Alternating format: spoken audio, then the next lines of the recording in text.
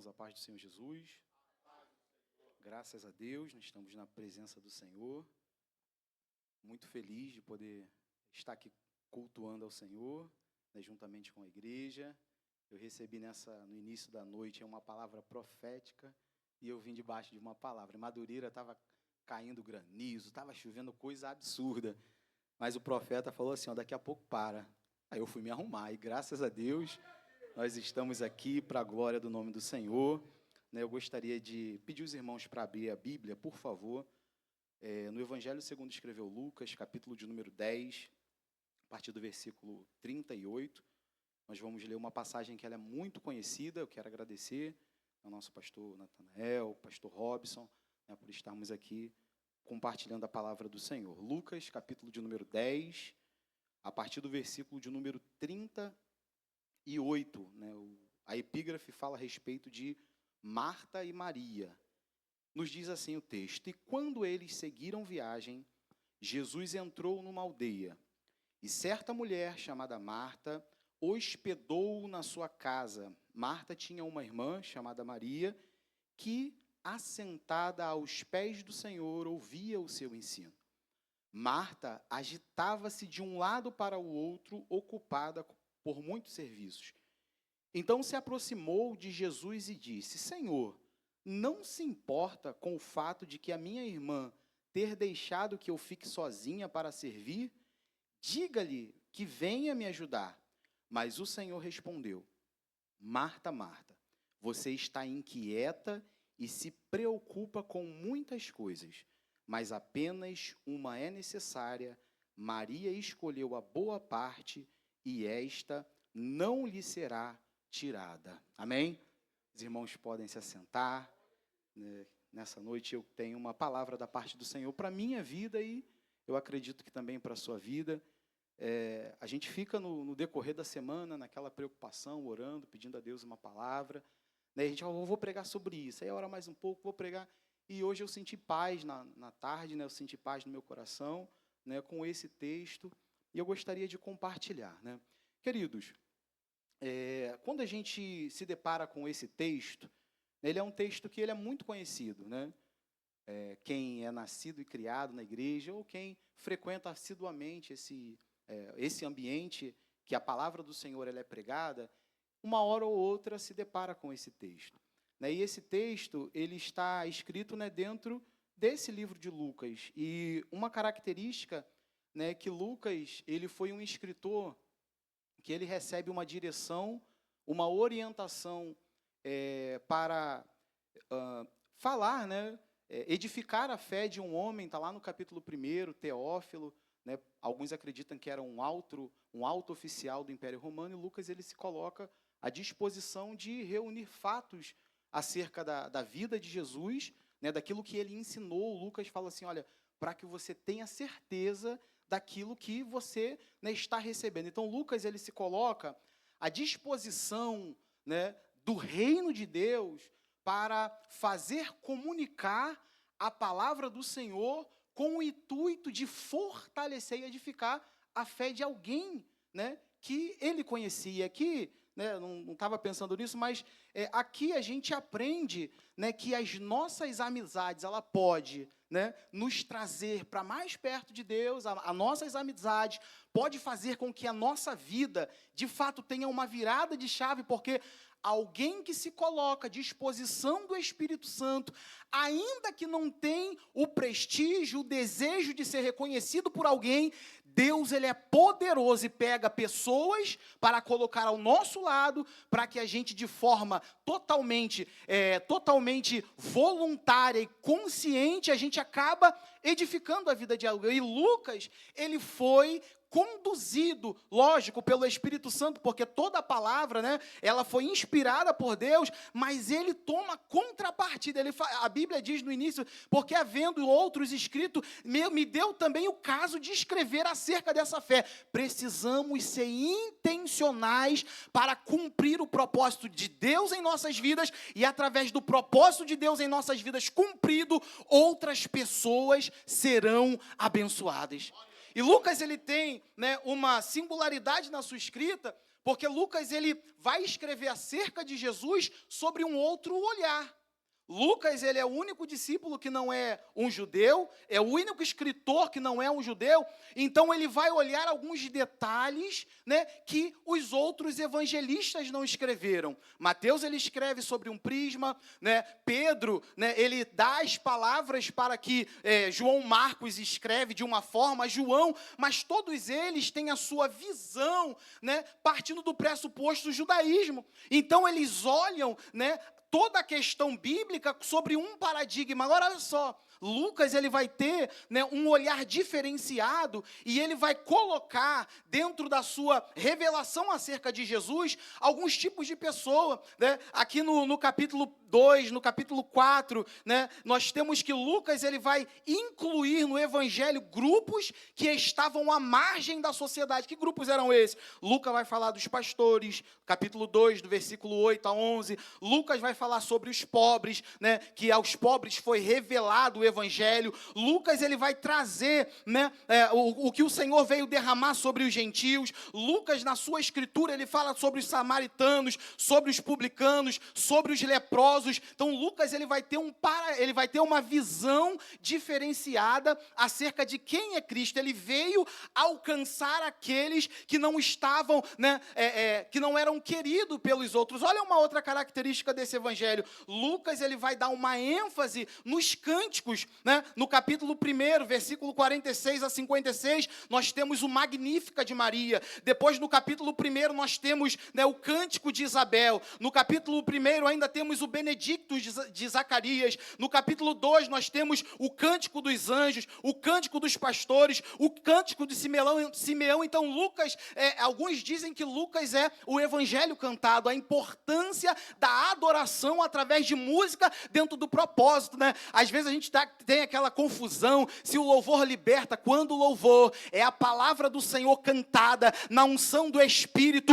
essa palavra ela encontra guarida nos corações, as pessoas têm um encontro com Deus Todo-Poderoso. Ainda, o evangelho de Lucas, ele vai olhar um pouco melhor para as mulheres, vai colocar as mulheres dentro desse plano poderoso de Cristo. Lucas fala sobre Isabel, Lucas fala sobre Maria, ele fala sobre Ana, a profetisa, ele fala sobre a viúva de Naim e sobre essas duas irmãs, Marta e Maria. Sabe o que eu aprendo nisso tudo? É que Jesus, ele nos valoriza não segundo a perspectiva que os homens têm acerca de nós, mas o olhar dele é um olhar de amor. Se fosse um judeu, não colocaria pobre, não colocaria pessoas inválidas, não colocaria mulheres dentro dessa obra de salvação, mas Jesus, ele faz aquilo que o homem não pode fazer. Jesus nos pegou, não valíamos muita coisa, e ainda que valêssemos, o Isaías diz que as nossas justiças, diante da justiça dele, era semelhante a trapos de imundícia. Ou seja, Deus ele pega aquele que não é e coloca no plano da salvação, para que a glória seja dada única e exclusivamente a Deus. Lucas ele vai ter esse olhar diferenciado. Você não vai ver, né, esses tópicos no evangelho de Mateus, no evangelho de Marcos e de João, porque Lucas ele vai olhar sobre um outro prisma. Isso daqui é muito importante. Não é porque não é a mesma visão que não está debaixo da orientação de Deus. Às vezes Deus ele dá uma direção e o Senhor dá a mesma direção, e você olhando de um outro ponto, é igual lá aquela discussão de Barnabé e de Paulo. Quem olhava para fora dizia: olha, essa discussão não vai para lugar nenhum, mas a vontade de Deus era que o evangelho fosse pregado por Barnabé por um canto e pelo apóstolo São Paulo por outro canto, mas o Senhor usou com perspectivas diferentes para alcançar o reino. A gente vê isso em Lucas. Agora no capítulo 51, já entrando no capítulo 9, no versículo 51, já entrando naquilo que eu gostaria de, compartilhar com os irmãos, Jesus ele tem o propósito, ele tem o plano de ir para Jerusalém. É o versículo 51 do capítulo 9.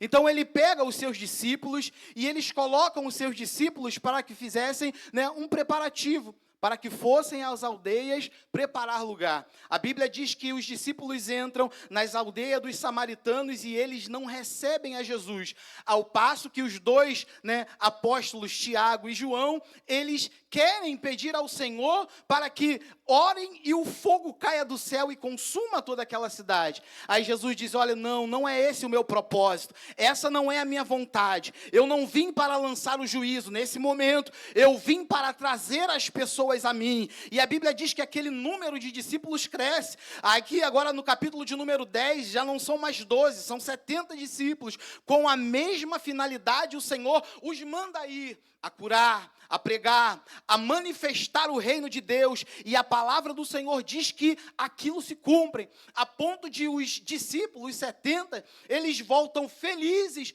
porque no nome de Jesus, os demônios, eles eram detidos. E eles voltam com alegria e dizem, Senhor, olha que coisa maravilhosa, no seu nome eles se sujeitam. Jesus os chama e diz, olha, a alegria de vocês não deve ser essa. Antes, essa alegria deve ser porque os vossos nomes estão escritos no livro da vida. Aqui nós vemos Jesus responder à alegria dos discípulos, ajustando a visão dos discípulos à visão do próprio Senhor Jesus. Os discípulos estavam alegres pelos resultados manifestos aos olhos dos homens, mas Jesus disse, olha, isso aí é bom, mas não é tudo. A alegria de vocês deve estar, porque o nome de vocês estão escritos no livro da vida. Eu imagino como que aqueles discípulos, eles foram contrariados a terem a sua visão ajustada pelo Senhor Jesus. No capítulo de número 10, a partir do versículo de número 25, Jesus ele vai ser interrogado por alguns doutores da lei acerca do que deveria ser feito para herdar a salvação. Jesus fala, olha, você deve honrar ao Senhor, e Jesus pergunta a ele vai e fala, olha, você deve amar ao Senhor e ao próximo como a si mesmo. E aquele doutor da lei, ele vai dizer o seguinte, mas Senhor, quem é o meu próximo? Jesus vai fazer aquela parábola que todo mundo conhece, o sacerdote, o levita, o homem machucado, o sacerdote e levita descendo de Jerusalém, possivelmente voltavam de um culto, quando encontram com um homem totalmente arrasado, moribundo, ele foi despido, ele estava quase morto. E ambos, ao se depararem com aquela cena, eles passam a largo, até que um samaritano, olha aí, Lucas colocando de novo alguém improvável dentro do contexto do plano da salvação, até que um samaritano, que é bom, se compadece, vai aquele homem, pega aquele homem, os irmãos conhecem, vai até, coloca na sua cavalgadura, leva para a hospedagem, paga, foi até um pastor que pregou por esses dias sobre isso, paga, deixa, olha, e se faltar alguma coisa, eu vou vir aqui, vou saudar. Jesus mostra aquela parábola para aquele doutor da lei e diz assim, quem para você parece ser o próximo? Ele não diz que foi o samaritano, porque os irmãos sabem que existia uma dificuldade entre os judeus e os samaritanos. Ele diz assim, foi aquele que usou de misericórdia. Jesus fala o seguinte, então vai e faz o mesmo. Outro grupo de pessoas, tendo o seu foco ajustado à vontade de Deus. O primeiro grupo de pessoas, que eram os discípulos, estavam achando que a alegria toda era ver o Senhor fazer. Jesus falou, não, a alegria é que o nome esteja nos céus. Agora, os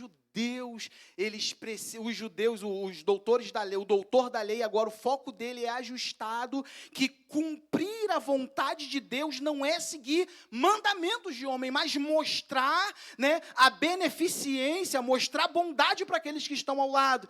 E agora, olha que coisa maravilhosa. Após Jesus ensinar o doutor da lei a ajustar o seu foco, a não apenas fazer o que cumpre o mandamento, mas honrar e se for preciso, tornar-se imundo para salvar alguém. Eu não estou falando para cair em pecado, não, mas às vezes nós precisamos despir-nos das nossas formalidades para que o nosso foco, a nossa visão seja ajustada à visão de Deus, e aquele que precisa ser tocado, precisa ser curado, ele chegue e encontre Jesus através de nós.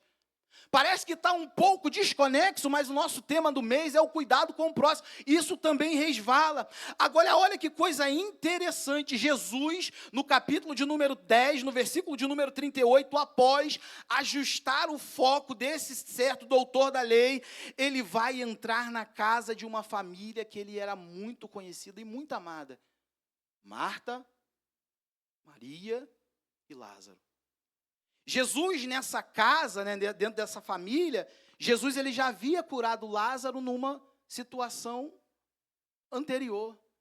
Jesus, sempre que ia em Jerusalém, Jesus ele passava nessa aldeia, e ali por ter esse relacionamento com essa família, Jesus ia ali e pousava ali naquela casa, descansava, ali compartilhava. Olha que coisa interessante, Aquela família era o alvo da presença do Senhor Jesus constantemente, porque enquanto alguns evangelhos dizem que Jesus só subiu uma vez a Jerusalém, João ele diz que era comum, porque o judeu ele deveria pelo menos uma vez ao ano ir em Jerusalém para celebrar aquelas festas que eram festas obrigatórias. Então, a Bíblia diz que Jesus iria para Jerusalém, ele tem o desejo de subir, ele entra nessa aldeia que ficava proximamente 2-3 quilômetros de Jerusalém, ele entra nessa casa, e quando ele entra nessa casa, nós acabamos de ler, ali tem uma cena que é emblemática, Maria jogada-se aos pés de Jesus, ouvindo a sua voz. Eu acredito que Lázaro, por algum canto ali, enquanto Marta, ela ia preparando as coisas. Agora imagina, irmãos, Jesus ele andava com os seus discípulos, não é isso? Provavelmente 12, no mínimo 12, sempre estava acompanhado de Jesus. Agora você imagina uma família, que tem ali 3 pessoas, e do nada, irmãos, aparece ali uma comitiva de mais 12, 13 pessoas, mais 12 os discípulos de Jesus, 13 pessoas para almoçar, para jantar. A hospitalidade era algo que era importantíssima naquele tempo. As pessoas achavam que se elas não recebessem as pessoas bem, não tratassem as pessoas com hospitalidade, a bênção do Senhor não estava ali. Então Maria e Marta e Lázaro recebem essa presença de Jesus, e aí eu consigo entender a aflição de Marta, irmãos. Imagina no nada, irmão, depois da escola dominical, você está lá fazendo a irmã, lá, o marido ajudando a irmã fazer o almoço, e do nada aparece lá 13 irmãos para tomar lá, almoçar na sua casa. Qual vai ser a reação? Oh, glória, aleluia, mas vai ser de correria. Porque de uma hora para outra não tinha o WhatsApp, para passar, tô indo aí, profeta, prepara aí, bota água no feijão. Não tinha isso, irmão. Foi em cima da hora. Então você dá para entender a aflição, a ansiedade de Maria, de Marta, porque 16 pessoas no mínimo estariam ali para comer um banquete. E outra coisa, a Marta, ela pelas algumas pesquisas que eu fiz e pela ordem que aparece, Marta era a irmã mais velha desses 2 irmãos.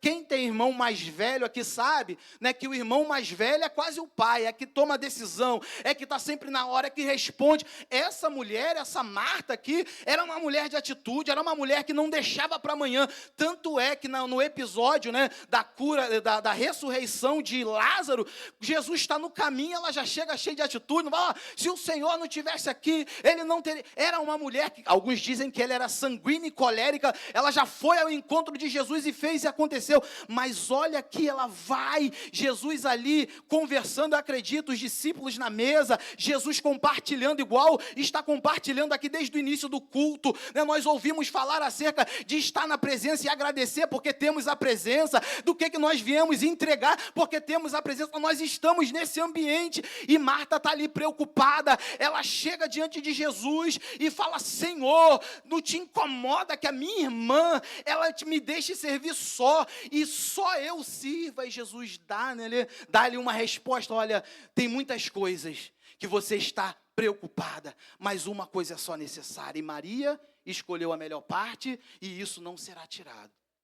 Nós temos nesse texto algumas lições, e são breves, né? A primeira lição está no versículo de número 38, né? Que Jesus, ele entrou na casa daquela mulher, né, daquela família. Jesus adentrou aquela casa, e onde Jesus está, a Bíblia diz que hospedou Jesus em sua casa. Olha que coisa interessante, nós precisamos, irmãos. Por que eu entendi que era essa palavra? Para mim e também para você. Nós precisamos constantemente ajustar o nosso foco à vontade de Deus. Parece que foi ontem, mas nós já estamos na metade do ano. Já se passaram 4 meses, e às vezes a gente está, né, na sede, na ânsia de alcançar alguma coisa, e às vezes é natural que algumas coisas se percam, e o Senhor nos trouxe, a mim e aos irmãos aqui, para que os nossos rostos, né, os nossos focos, eles sejam ajustados de acordo com a vontade de Deus. Marta não estava percebendo que quem estava na casa dela era o próprio Senhor Jesus. Ela estava atarefada e ela não investiu tempo naquele relacionamento. Ela, como uma boa anfitriã, ela poderia muito bem mandar os serviçais prepararem as coisas e deixar os serviços para que os serviçais fizessem, e ela desfrutasse daquele relacionamento. Irmãos, nós vivemos um tempo que muitas pessoas não têm mais a prioridade de desfrutar da presença do Senhor todos os dias. A presença do Espírito Santo não é privilégio, o poder do Espírito não é privilégio de ninguém. O Senhor, ele deu o Espírito Santo sobre a igreja. O Senhor, ele não nos deixou órfão, ele mandou o Espírito Santo, e esse Espírito é quem nos conduz ao Pai. Esse Espírito é quem move dentro do nosso interior. Esse Espírito que é Deus, é ele que leva as nossas orações a Deus, é ele que ajuda nas nossas fraquezas. Mas como nós poderemos caminhar segundo a vontade desse Espírito se não investirmos tempo nesse relacionamento? Queridos irmãos, com todo o carinho que eu tenho, porque nós estamos falando para a igreja do Senhor, aprenda a desfrutar da presença dEle com a sua presença. O Senhor não quer só o teu talento, o Senhor não quer só o teu dízimo, o Senhor, ele não quer só as suas habilidades, ele quer ter a intimidade da tua presença, como ele ensinou os discípulos. Vai, entra no quarto, fecha a tua porta, fala ao teu Deus em secreto, porque o que você fala a Deus em secreto, Deus, ele te recompensará publicamente. Que o Senhor nos desperte para que desfrutemos da intimidade e presença do Espírito todos os dias da nossa vida. Nós não podemos, irmãos, por conta do corre-corre do mundo, esquecermos que a nossa maior prioridade é o Senhor. Eu tenho sido confrontado, irmãos, eu perguntei ao pastor ali: pastor, há quanto tempo tem esse relógio de oração? 9 anos, eu tenho sido confrontado com o Senhor, já há algum tempo, a todos os dias orar. Irmãos, eu tenho experimentado coisas maravilhosas na minha vida. Não perca tempo, já deixa o celular de lado, irmãos. O nosso primeiro compromisso tem que ser com o Senhor. Mas é difícil levantar, meu irmão, não se levanta não, se arrasta na cama e comece a orar ao Senhor. No primeiro dia, a oração vai ser embargada, vai ser rapidinha, mas se você mantiver a prática, os céus vão se abrir. Quando você sair de casa, você vai ver a diferença que é priorizar o Senhor. Marta, ela não entendia que o Senhor não queria os afazeres dela, o Senhor queria a presença de Marta ali naquele lugar. Então, a primeira lição que eu aprendo aqui no versículo de número 38, que Jesus se hospedou na casa de Marta. Ela esqueceu de desfrutar da presença, mas nós, e eu me coloco na primeira pessoa, temos sido lembrados nessa noite que nós precisamos desfrutar da presença dEle. É quinta-feira da vitória e deixa eu te entregar uma vitória da parte de Deus. A comunhão que o Senhor, Ele espera entre nós e Ele, irmãos. Não tem bênção terrena que se compara a essa presença. É porque vai ser essa comunhão ali investida no dia a dia que vai te dar força para suportar o dia mal, que vai te dar, né, sustentação para quando o milagre não acontecer, você orar. Olha o que é que a gente aprende com Ana. Ana, a Bíblia diz que ela ali estava sendo afligida pela Penina. A Bíblia diz que ela sobe o templo, né? Ela ora, aí o sacerdote julga ela de forma precipitada, o sacerdote libera a bênção. A Bíblia diz que ela estava sem comer, não é isso? Triste o seu coração. A Bíblia diz que depois da palavra, depois de orar e da palavra do sacerdote, ela se levanta renovada. Agora eu te pergunto, Samuel chegou naquela hora? Não, mas a disposição de Ana em buscar a face do Senhor foi preponderante para que a sua atitude mental fosse diferente. Irmão, nós não precisamos esperar o Samuel chegar. Já depois da oração, as coisas começam a mudar dentro de nós. Isso é desfrutar da presença do Senhor com a nossa presença. A segunda lição aqui está nos versículos 39 e 40, que diz o seguinte: não se distraia com as demais coisas. Eu sei que é natural nós pegarmos todas as responsabilidades e trazer para cada um de nós. É natural que nós queiramos estar sempre disponível para fazer a vontade do Senhor. Isso é natural, mas tudo isso é secundário.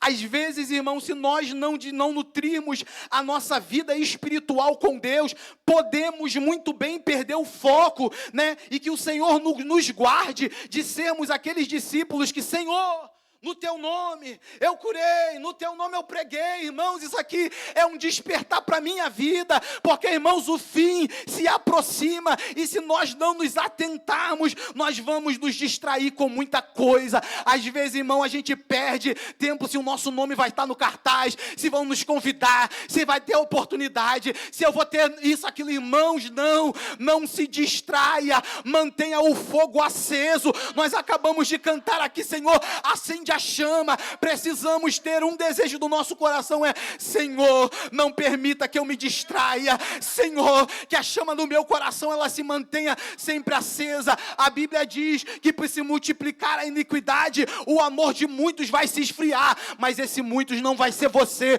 porque o Espírito está dentro de você. Nós não podemos nos distrair, irmãos. Não podemos nos distrair. Nos distraímos com muitas coisas. Lembra lá do apóstolo Paulo pregando lá em Atos, e ali a mensagem, né, de 6 da noite até meio outro dia, e ali aquele homem Eutico, né, aquele moço, ele se distrai e ele cai ali, ele morre, mas ali a boa mão do Senhor usa o homem de Deus para que ele pudesse ser restaurado e trazido novamente à vida. Irmãos, esse desejo do coração, o desejo do coração de Deus para as nossas vidas é que sempre nós precisamos estar vivos diante da presença dEle. De repente, se você tem perdido o foco, de repente, se você tem se distraído, essa não é a vontade de Deus. Desperta, ó tu que dormes, né? Levanta-te dentre os mortos e Cristo te esclarecerá. O despertar e levantar convém a mim e a você, mas o esclarecer, ele convém ao Senhor, e o Senhor está nos esclarecendo pela palavra dEle, irmãos. Eu me coloco sempre em primeiro lugar, porque eu preciso me alimentar daquilo que o Senhor libera. Não é para vocês, é para mim. Precisamos não nos distrair com as demais coisas. No versículo 40, Jesus, eu já estou encerrando no versículo 40, Jesus diz assim: olha, você está afadigada. Ela disse: olha, Senhor, Maria não está fazendo nada, né? Assim, falando assim de forma, né, parafraseando, Maria não está fazendo nada. E aqui tem um outro problema, irmãos. Às vezes a gente quer medir a adoração.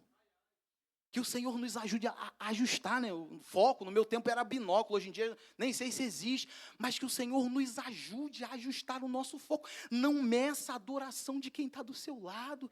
De repente, aos meus olhos, não está tudo errado, não é, adoração não é. E Maria passava por isso, né? Maria aos pés de Jesus, Marta falou que não estava fazendo nada. A outra Maria, inclinando e derramando, né, o que ela tinha mais precioso aos pés de Jesus. Judas disse o quê? Olha, isso daí podia ser feito de outra forma, meu irmão. Examine-se, pois, o homem a si mesmo. Que o Senhor me ajude, que o Senhor também te ajude, irmãos, a não nos compararmos, a não medir a adoração do outro, né? É verdade que só tem um jeito de adorar, e é em espírito e em verdade. Agora a forma, irmão, a forma é diversa. Então se uns, né, adoram mais explosivo, né, outros cantam, outros...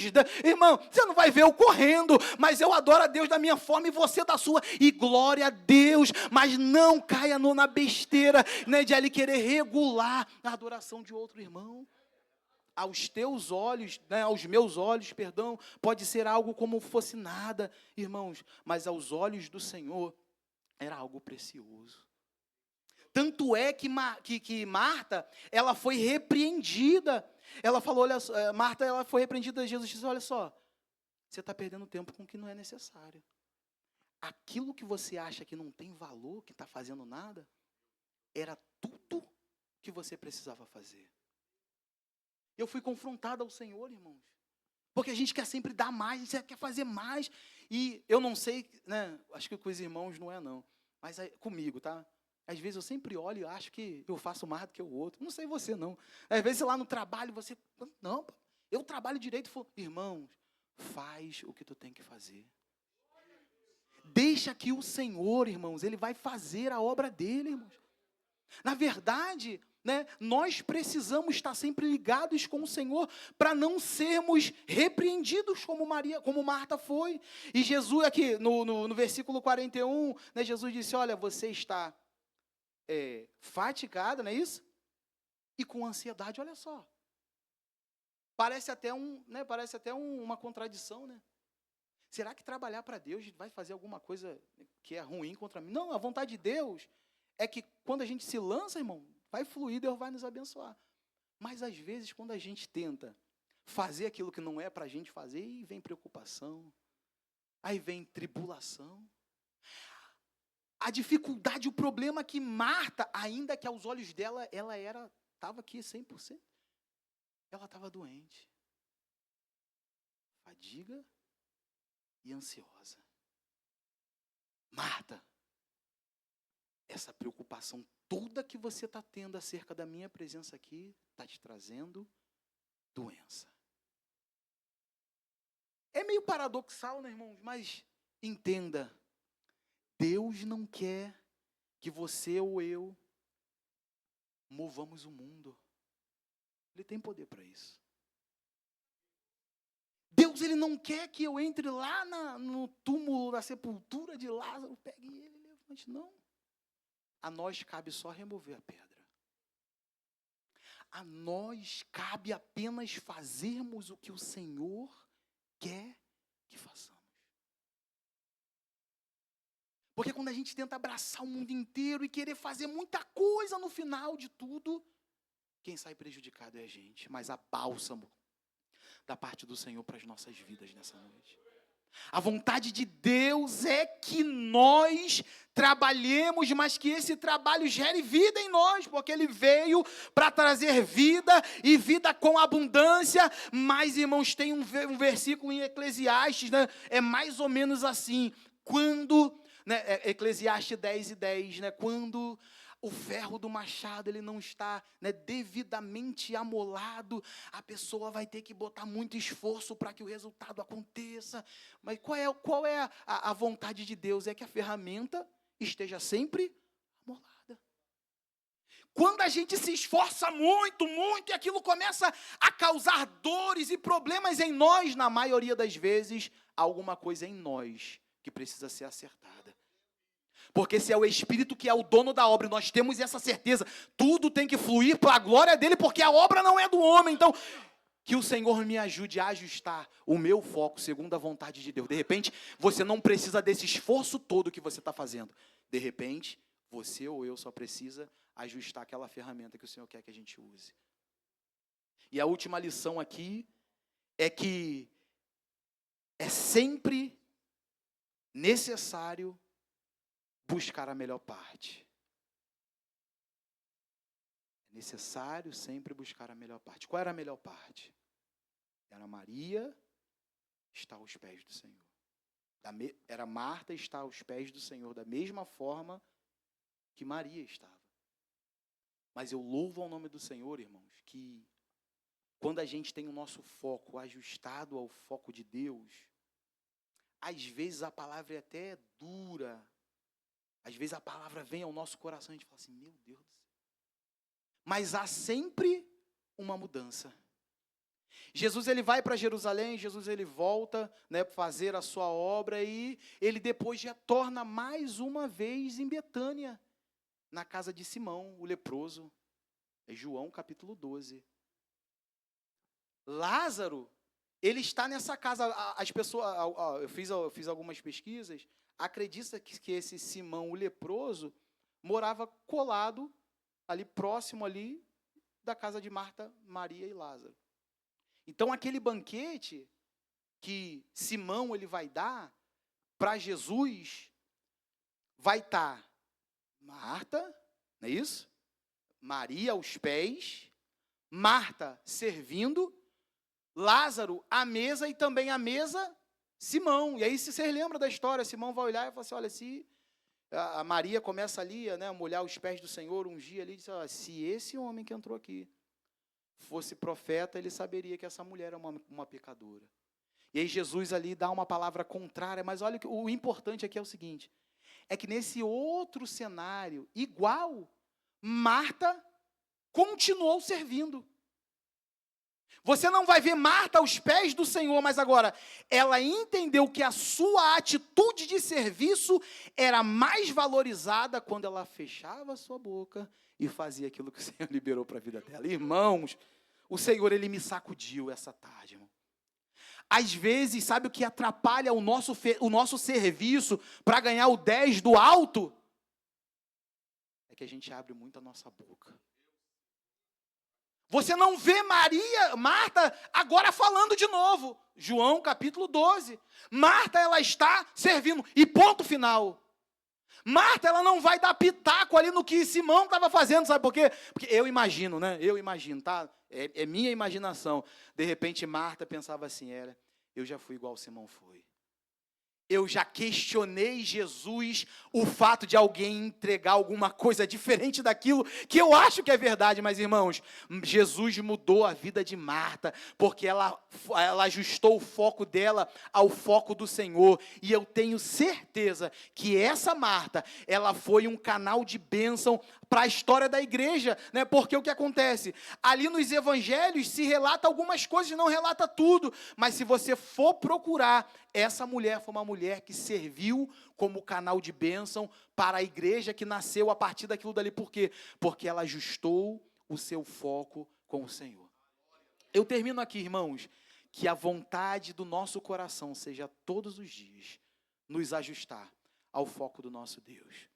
Que possamos olhar como o Senhor olha, que as nossas prioridades sejam as prioridades que o céu deseja, que o nosso coração não seja enganado em medir a adoração de quem está do nosso lado, que o Senhor nos ajude com o seu Espírito a não perder tempo nos distraindo com muitas coisas, e que o desejo do nosso coração seja sempre buscar a melhor parte.